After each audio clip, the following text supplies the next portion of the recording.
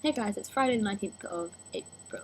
I'm gonna try and be as efficient as possible and say as little rubbish as I can so that I don't have to do that much editing because it's late again and I don't want to nearly miss midnight again. I'm just trying to figure out a spot where the white balance isn't the actual worst, and basically that's impossible in this room. I really enjoyed your Hoedown Throwdown. I watched it quite a few times. It's just me, or does Becky kind of watch Megan as she's doing it? Does Becky maybe not know it as well as she should? I'm kidding, it was really, really good. I really enjoyed it. I'll also check out the YouTubers you suggested me, and I watched the first episode of Supernatural, which Becca has also been bugging me to do for months now. Here's my reaction to the Supernatural episode. I only recorded the first 10 minutes of it or so though, because I was like, this is gonna take ages to edit, and reactions aren't particularly interesting. Most of them are just... Anyway, so... Oh, little baby sound. Well, that's traumatizing. Yeah, send your little tiny son outside with his baby brother while you just stand there and watch the fire. That's a good idea, idiot. Aww. Look at his ridiculous hair. How old is Sam's actor? There's no one supposed to buy that he's a college student. Okay, admittedly he's 25 then, that's fair enough. That's a bit of an overreaction. Why would you sneak into your brother's house in the middle of the night? Dean, stop being creepy. He was done hunting for good. So much exposition, just a little family drama, casually packs a knife. Why would you trust someone who just stands by the side of the road looking terrifying and goes, take me home? And then just very, very, very slowly walks into your car. Why would you trust her? I have 3 things to say. 1, Sam needs a haircut. 2, Dean is fine.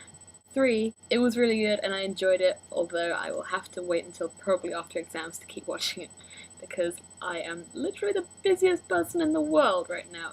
Maybe not literally, but pretty close. Because obviously exams are killing me. Yay! You gave too many criteria for the show I was supposed to suggest to you. If you hadn't said, name something for you to watch the first episode of, I would have said Parks and Recreation, which is a comedy, because it's literally one of my favourite shows of all time. But the first season is kind of terrible. But if you're willing to push through the first season, which is only 6 episodes and they're short episodes, then it's very, very worth it. Mid-season 2 it starts to get really good. But obviously you might not want to commit to a show that you don't know if you're gonna like, and that's understandable.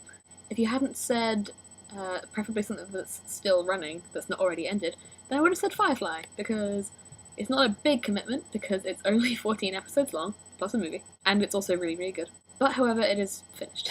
It's kind of like a drama-ish, sci-fi-ish. I hesitate to say western-ish, because that always puts people off, but it does have that kind of air around it. So take your pick. If you can push past season 1 of Parks, then watch that. Or if you can deal with the fact that it's finished, watch Firefly. Or both, if you want. Well, while we're in the theme of recommending stuff to each other, do you have any books that you could recommend? 3 would be nice, but if you can't think of 3, then... fine.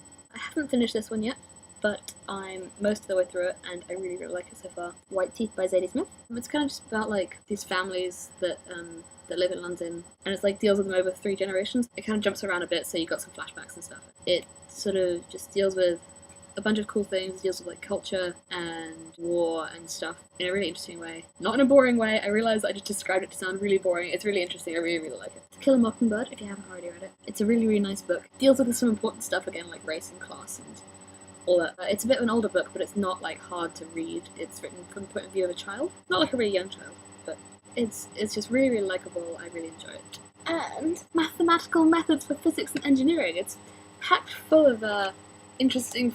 I'm kidding. Of course. I actually recommend the Solutions Manual for it. No, I'm still kidding. The Graveyard Book by Neil Gaiman. I know you're not enamored with Neil Gaiman because of Coraline, and maybe it freaked you out a little bit, but honestly he's a really, really good writer. This is another one of his sort of children's books, but again it's not super childish or whatever. It's about a boy who lives in a graveyard being raised by ghosts. It's really, really, really good. Between chapters got some really good illustrations, but that might just be this edition, I don't know. I actually recommend most of Neil Gaiman's books, but this is the only one I have to hand, and also it's a really, really good one anyway. Other than this, I would recommend Stardust, which I think we saw the movie of. That was Neil Gaiman as well. And also Neverwhere is a really nice one. So yeah, obviously you're not obligated to read any of those, but I thought that, if you were looking for some books to read, then whatever. Because I know I'm looking for books to read. So, okay, so that's all. By the way, I've been enjoying your 8 frogs, they're good. I'll see you guys on Monday. Bye!